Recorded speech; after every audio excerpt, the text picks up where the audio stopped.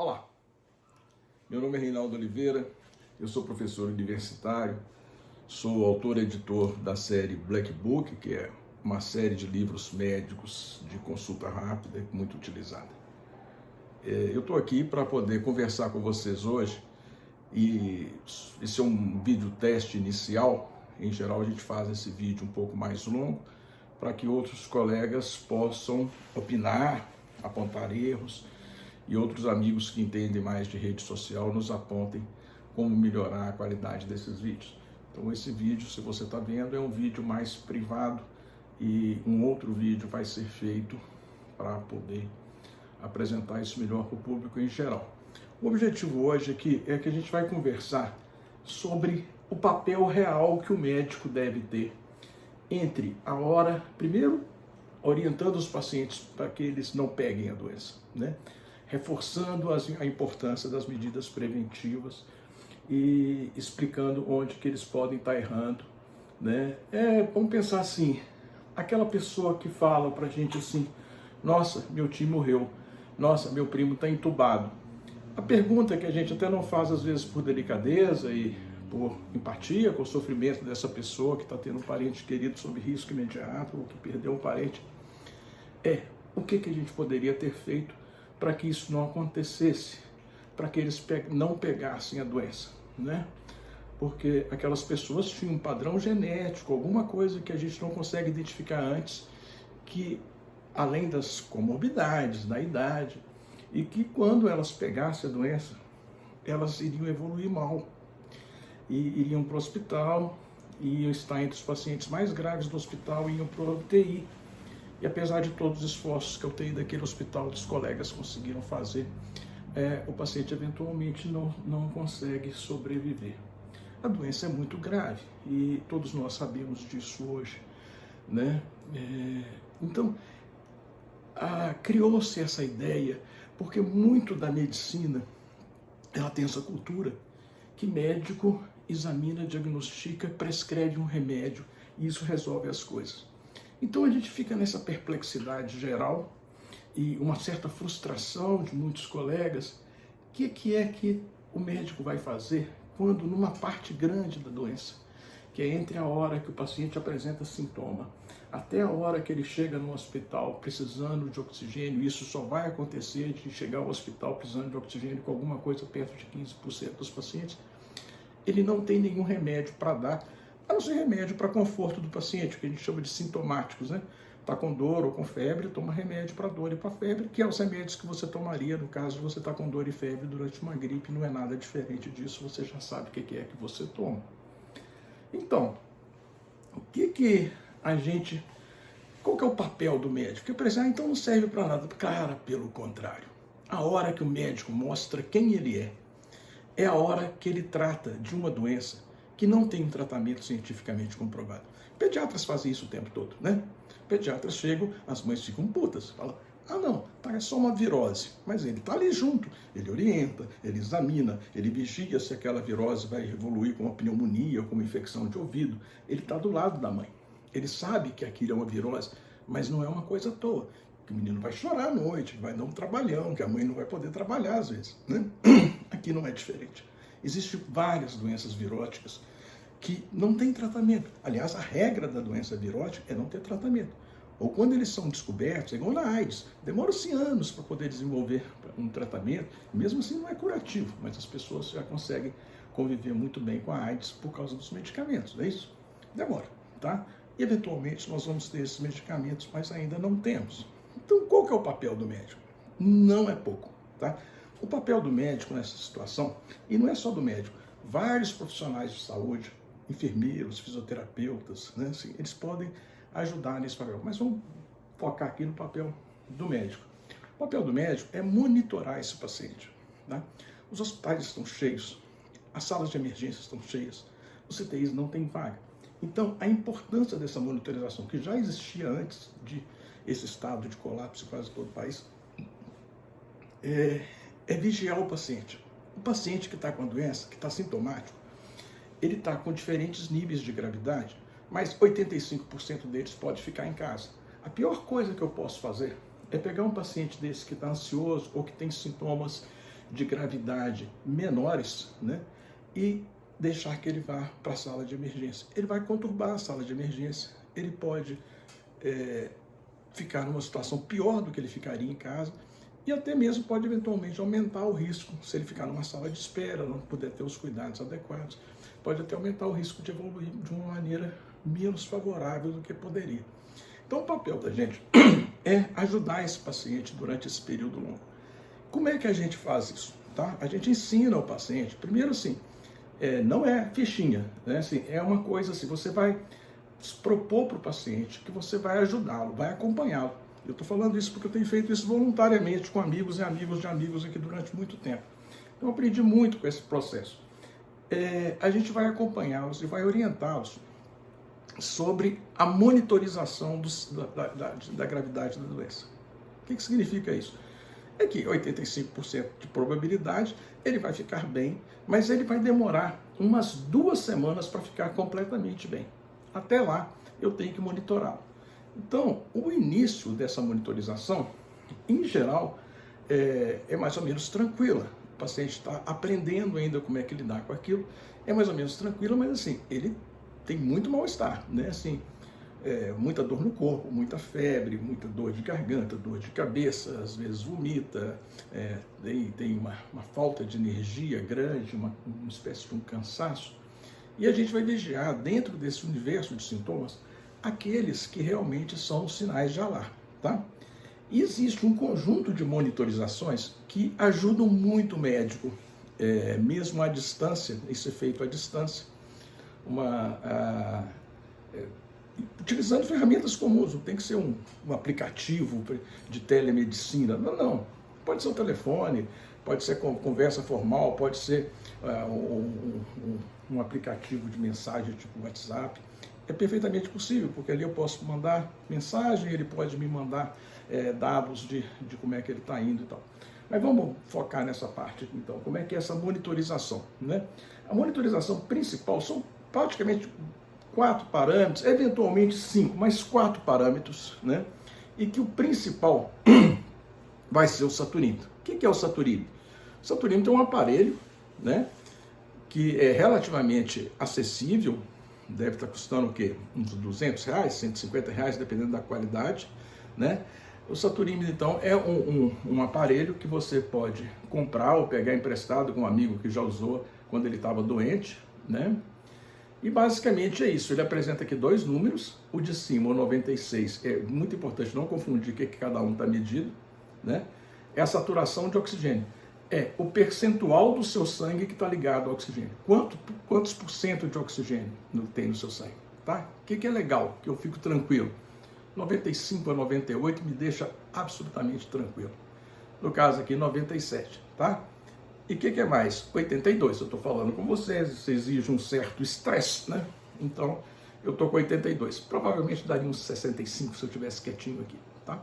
65 são meus batimentos cardíacos, tá? Aqui no caso, 82 agora, tá? Quando for comprar, tente comprar um aparelho que tenha essa ondinha. Isso é o meu pulso capilar. Por que é legal?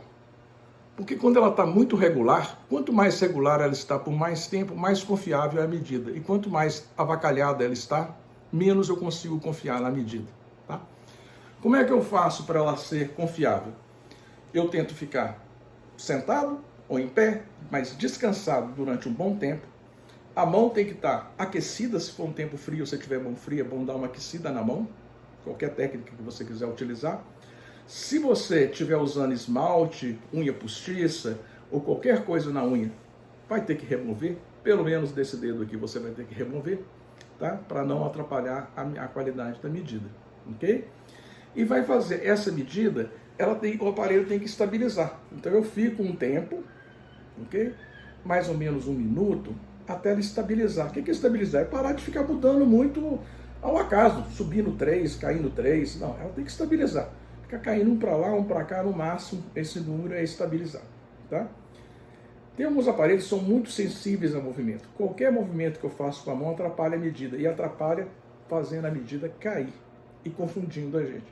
Por isso que às vezes eu boto a mão numa posição que ela está apoiada perto do coração e que eu consigo ver sem mexer o dedo. deixo esse dedo mais apoiado. Mesmo um movimentozinho do dedo pode atrapalhar a medida em alguns aparelhos. Alguns, não todos. Ok? Então é isso. É muito interessante a gente orientar o paciente, até porque isso nos dá uma tranquilidade. Porque o principal sintoma de agravamento é a queda dessa saturação, é a queda da oxigenação do sangue. Tá? E aí eu vou conseguir separar e vou conseguir os pacientes que precisam mesmo de ir para o hospital, ou aqueles que estão quase e que então precisam de uma vigilância mais próxima, e até mesmo conversar com eles quando eles estão precisando de uma vigilância mais próxima, não só pela medida, mas porque é muito gordo, ou porque tem mais de 65 anos, ou porque tem um diabetes, ou porque a pressão dele anda descontrolada e acima de 150 por qualquer coisa. Então esses caras ainda vão vigiar mais ainda. Então é isso. O médico, quando vai fazer essa monitorização do paciente em casa, ele precisa de conhecer bem o paciente. Ele precisa de ter uma conversa inicial com esse paciente para saber o risco, avaliar o risco que o paciente tem, avaliar a capacidade que o paciente tem cognitiva, de tranquilidade, de recursos em casa, né, para poder ser acompanhado em casa, para saber o que eu preciso de ajudá-lo mais ou menos, né, e fazer esse acompanhamento mais contínuo. É prudente que converse pelo menos uma vez ao dia. Tá? Não é preciso de fazer isso com aqueles que deram positivo e não estão tendo sintoma. Tá? Se você está bem, não tem sintoma, não tem febre, precisa de continuar fazendo isso, é só vigiar, tá? Se aparecem sintomas, ok? Mas se você não está tendo sintoma, isso não é necessário, ok? Então a ideia é, monitorize isso 3 vezes por dia, pelo menos, quando você está sintomático, ok? Lembre que a maioria dos pacientes que pioram e vão para o hospital, pioram após o 7º dia. Não é que não pode piorar antes, mas o mais comum é que seja após o 7º dia. É muito comum que as pessoas vão ficando muito tranquilas. Ah, não, eu tive febre no 2º, no 3º dia, agora eu já estou livre. E começam a ficar descuidadas, né, e aí elas vão levar um susto porque vão piorar lá na frente. Elas precisam de ficar isoladas só os primeiros 10 dias. Né? Eu conto lá, adoeci na segunda, terça, quarta, quinta, sexta, sábado, domingo, segunda, terça, quarta. Então, na quarta-feira da outra semana, eu ainda estou isolado. Na quinta-feira, eu posso sair do isolamento. Mas não quer dizer que eu estou livre de risco, porque eu ainda estou num período que as pessoas costumam chegar no hospital 10º, 11º dia, ainda tem gente chegando ao hospital com agravamento da doença. Então, essa vigilância precisa de continuar por mais tempo, e você só vai ficar livre mesmo, completamente tranquilo ali pelo final da 2ª semana. Por isso que a gente fala que o paciente que está com doença ativa é o paciente das 2 primeiras semanas, e ele está contaminante, e eu tenho que tomar todo o cuidado para ele não passar para mais ninguém essa doença, tá? Nos 10 primeiros dias, sabendo inclusive, né, lembrando que ele passava 2 dias antes de ter o primeiro sintoma, quando ele não tinha condição de saber que ele estava passando, e esse é um dos grandes problemas dessa doença, ok? Então tá, então esse aqui é o principal, mas tem 2 coisas complementares. Uma é o termômetro, né? Eu boto o termômetro, pode ser na mesma hora, você já para fazer isso 3 vezes por dia, a temperatura. E uma coisa que me ajuda muito é a frequência respiratória. Nem todo mundo consegue contar, o paciente leigo nem sempre consegue contar. É um conceito de, pega um relógio que tenha ponteiro de segundo, né? Ou até nos telefones tem o cronômetro lá, que dá para contar, e eu tento reparar a minha respiração sem interferir nela. Eu vou...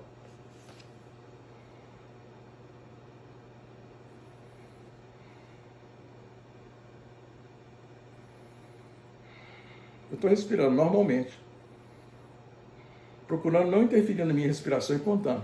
Vai dar um número tipo 14, 15, 16, 17, 18, alguma coisa assim, dependendo que tanto que você está cansado. Se você está com febre, ela sobe um pouquinho, se você, né? E dependendo como é que é o seu preparo cardiorrespiratório, você vai ter um pouquinho mais ou menos, tá? Onde que é o alarme da respiração? Quando ela sobe uns 4 acima, quando ela sobe para cima de 20, eu fico atento. Se ela subir para cima de 25, é um alerta importante. Fácil, né? Não preciso de aparelho nenhum, posso contar qualquer hora que eu estou deitado, vendo televisão, qualquer coisa, e eu tenho essa referência, tá?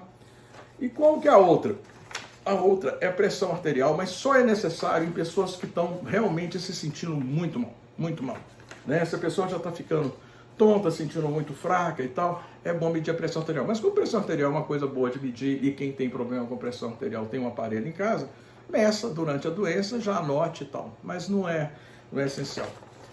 Muito importante isso aqui, ó. Faça você mesmo, né? Faça você mesmo a sua planilha de acompanhamento da doença, ok? O que tem aqui, ó, a data, o dia, a hora, eu até boto uma bolinha ali, ó, com D1, D2, D3, porque assim, para mim saber que dia que eu tô da doença, me ajuda, né? Saber, ajuda teu médico a saber. Data, hora, a evolução da saturação, quanto de oxigênio, a evolução da frequência cardíaca, a evolução da temperatura, e se o cara está contando frequência respiratória. É muito, isso aqui fui eu que fiz. Eu estou simulando aqui situações parecidas que eu vi. Mas é muito raro, eu não vi ninguém fazer assim bonitinho ainda, mas se bem que um cara mais metódico consegue fazer, né? Anota também se está tendo falta de ar, aqui o cara tentou não. E é legal você falar assim, estou pior, estou melhor, estou melhorando, estou piorando. Agora estou me sentindo melhor, agora estou me sentindo pior. Essa sequência aqui, melhor, pior, né? Isso é uma evolução ótima, é o seu diário da evolução. Esteja com isso na mão quando você for conversar com o profissional de saúde que está acompanhando como é que você está indo. Então, gente, qual que é a importância desse negócio? A importância desse negócio é o seguinte, a pessoa que está com Covid, ela está com muito medo do que vai acontecer. E isso tranquiliza. Tranquiliza, porque ela está vendo que ela está bem, tá? Porque se alguma coisa acontecer de errado, vai começar a aparecer um monte de coisa. A frequência respiratória vai aumentar, os batimentos cardíacos vão aumentar e a saturação vai cair. Você viu que o batimento cardíaco, o próprio aparelho que mede a saturação mede o batimento cardíaco também, tá? Febre. Febre assusta? Febre é um marcador de que as coisas, essa doença é um pouco mais grave, mas ela não é um sinal de alerta por si só. O paciente que tem muita febre não está com mais risco de parar na UTI, tá? Isso não foi mostrado. Então a febre mostra que eu estou, durante a primeira fase, eu estou com infecção, minha briga do meu organismo contra os vírus está brava, e na segunda fase significa que a inflamação que o vírus provocou no meu organismo é mais séria. Então ela é um fator de alerta, de eu vigiar mais, mas ela não me preocupa, tá? Se o paciente fala, estou com 38 de febre, e o outro fala, nossa, não tive febre nenhuma até agora. Fala assim, não adiantou nada, esses dois são mais ou menos no mesmo risco ainda. Ok? Entenderam isso? Então tá. Então basicamente, gente, é isso. Eu consigo monitorar o paciente vendo esses parâmetros, mais a falta de ar. E, às vezes o paciente, você tem que pedir o paciente para ele ligar para o médico se ele estiver se sentindo mal. Principalmente se dá uma ruinada rápida, dá uma piorada rápida. Então você só liga, conversa. O médico está em dúvida, teclando com ele ou conversando com ele de voz. Conversar de voz é bom. Eu vejo, está vendo essa voz minha? Imagina se eu tivesse com Covid ficando com falta de ar, aí eu ia falar com você e eu ia... E se você vê em vídeo, você me vê assim, Então, gente, não, doutor, eu consigo perceber, mesmo sendo um leigo, eu consigo perceber se a pessoa está respirando bem ou se ela está respirando de uma maneira desconfortável, se ela está com um esforço respiratório mal. O vídeo é muito importante. Ele ajuda muito o médico a entender o que está acontecendo com o paciente. Mas agora os médicos vão atender à distância agora, é por vídeo? Assim, não, a gente está doido para ter o paciente de volta no consultório. Só que nessa época agora é um péssimo negócio, porque a última coisa que eu quero é tirar o paciente que tem Covid e está passando a doença de casa. Não vale a pena, porque eu não posso fazer nada para ele muito diferente do que eu estou fazendo, do jeito que eu estou explicando para vocês, entendeu? É perfeitamente possível monitorar bem esse paciente do caso, desde o início, sem nenhuma consulta. Ele vai fazer o teste dele, o teste deu positivo, a partir daí a maioria dos casos, não é todos, é claro que você tem pacientes que têm umas doenças mais graves, são mais idosos, têm muitas comorbidades, e o médico sabe avaliar isso. Ele vai falar, não, eu quero te ver, eu preciso te examinar, vai botar lá a máscara dele, 95, shield, vai botar a luva, e vai examinar o paciente. Não tem essa coisa, tá? Então, mas a maioria é perfeitamente possível a gente fazer assim, que a gente chama de monitorização à distância. Os grandes sistemas de saúde, que são referências para nós aqui, o SUS é um excelente sistema, a gente tem feito, para o nível de financiamento que a gente tem no Brasil por pessoa, a gente tem feito um trabalho magnífico. Mas pegar, por exemplo, o sistema inglês, eles têm vários médicos que estão de casa fazendo esse papel de entrar em contato com as pessoas, tá? Então vamos voltar àquele nível. 95 para cima, 95, 98, eu estou tranquilo, tá? 94 eu estou em estado de atenção. Então veja bem, não é o menor valor que der durante o seu período de observação, é o maior. Me interessa o maior valor, tá?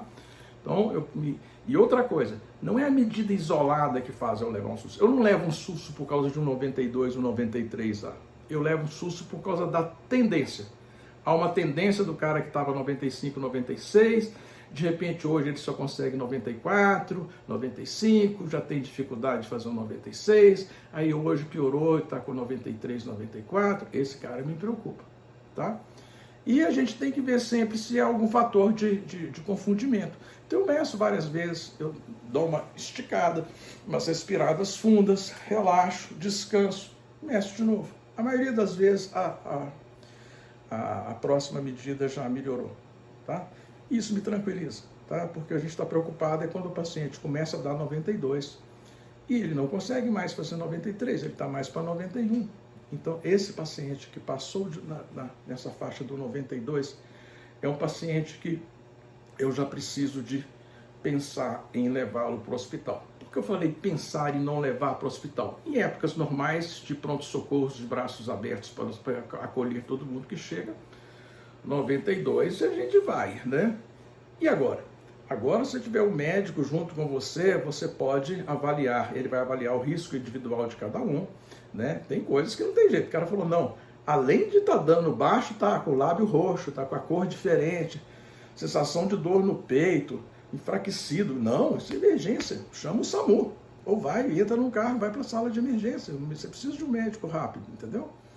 Agora, lá na sala de emergência, por causa do colapso, a gente está havendo um desvio, tanto na atenção primária, que é os consultórios, a saúde da família, as UBS e tal, está havendo uma tendência a considerar 2 pontos a menos para a gente tomar essas condutas, porque não adianta você chamar o SAMU para todo mundo que está com 92, é preferível cuidar dessa pessoa com 92 e chamar o SAMU para o cara que está com 90, porque está colapsado, tá? E todas essas coisas estão arredando um pouquinho para lá. Prestem atenção nessa coisa. Vários sistemas de saúde, vi essa semana com um colega Zonta lá da saúde da família lá de atenção primária lá de Florianópolis, eles fizeram no protocolo deles, o PAC, né, essa variação, julgando a atenção para 92 e o alerta total para o 90, né? Mas é isso, à medida que vai aproximando desses níveis, a gente já começa a preparar os planos de contingência do paciente. Está monitorando o paciente, tem que saber para onde que ele vai levar, se alguém vai levá-lo de carro, se ele vai esperar chegar a ambulância do plano de saúde ou do SAMU para levá-lo, tem que saber o que vai fazer. O cara tem que já planejar, né? Ele não precisa sair correndo para o hospital antes de precisar, mas se ele não está evoluindo tão bem e está parecendo que ele está com o risco aumentado, eu já vou ajudando ele a preparar-se para, se precisar mesmo, ele ir com calma, com tranquilidade e ter o atendimento adequado na hora adequada, ok?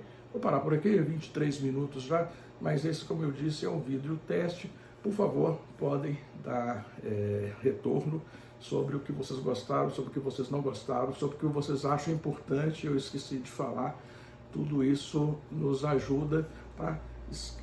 Pode escrever aí embaixo, mas esse é um vídeo mais privado, mais de amigos e família mesmo, então vocês podem me ligar também, ok? Um abraço.